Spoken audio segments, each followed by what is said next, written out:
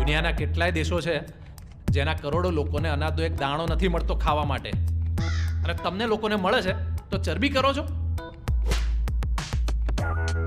વધેલા ચટણી અને ખમણ વેસ્ટ ના જવા જોઈએ. અને આ મારી કંજૂસી નથી, રિસ્પોન્સિબિલિટી છે.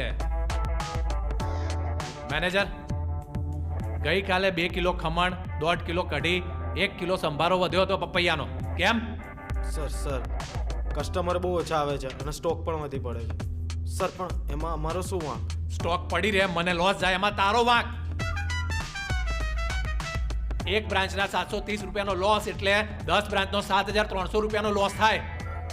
એક મહિનાનો હિસાબ મારો ને એટલે ખબર પડશે બધાને.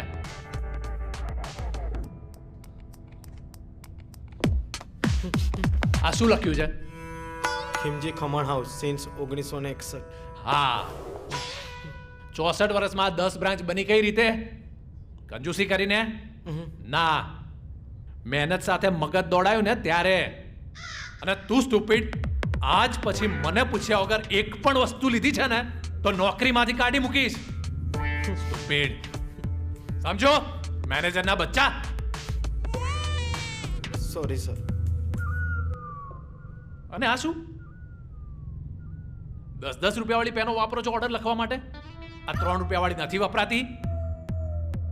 આ ખીમજી કાકાના ખમણ છે, ખીમજી કાકાની ખેરાત નથી. સ્ટુપિડ.